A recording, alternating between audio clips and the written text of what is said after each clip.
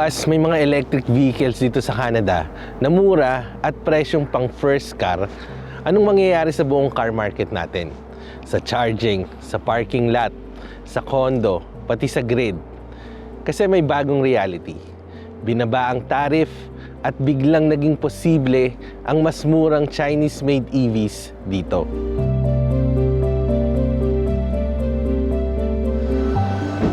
At kung gusto mo ng preview kung paano nagbabago ang market kapag dumadami ang cheaper option, tignan mo ang Australia.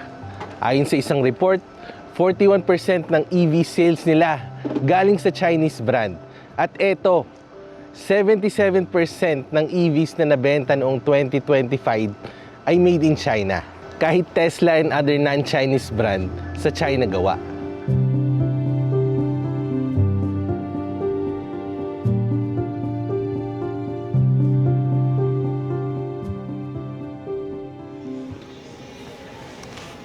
Sa Australia, hindi ito slow burn.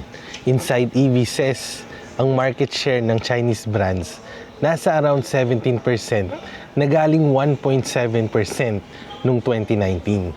Ibig sabihin, pwedeng umangat ang bagong players kapag price at feature ang usapan. Lalo na kung konti ang choices.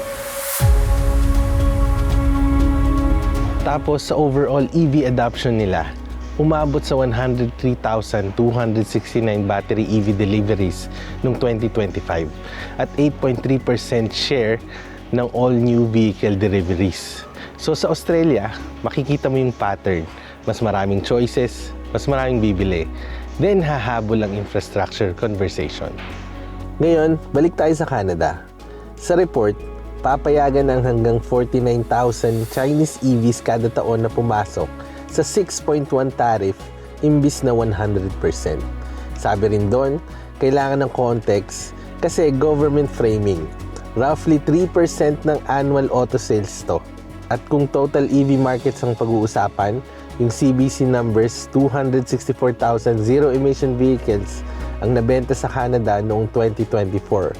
So yung quota ay part lang nito. Ang mas big question, dagdag ba ito sa total EV adoption o papalit lang sa ibang EV sales? Depende kung kailan darating yung mas murang models at gaano ka-aggressive ang pricing. Ito na yung Australian lesson na pwedeng tumama sa Canada.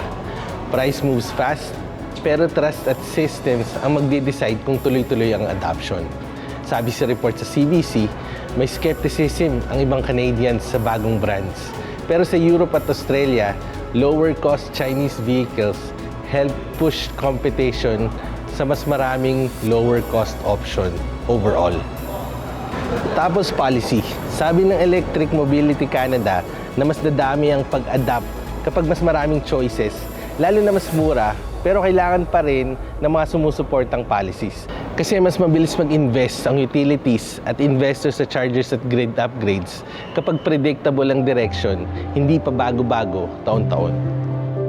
At ngayon may tools na tayo tulad ng AI, ito naman ang sabi niya.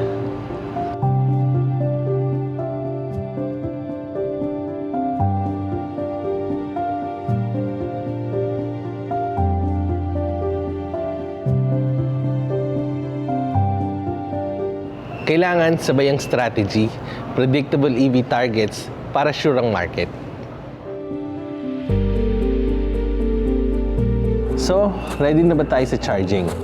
Ang sabi, kaya ng existing public charging networks ang tens of thousands more EVs bawat taon. Ang immediate effect ay higher utilization at pwedeng mag-improve ang return on investment para mas dumami pa ang mga chargers.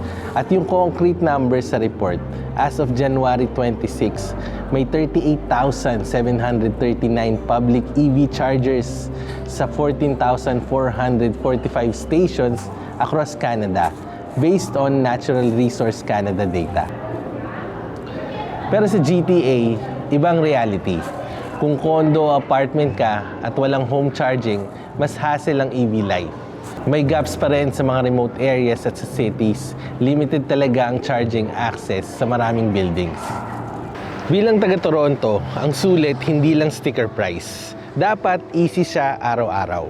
Kung mura pero pahirapan mag-charge, hindi siya tunay na accessible. Kailangan sabayan ng rules at investment para hindi driveway owners lang ang panalo.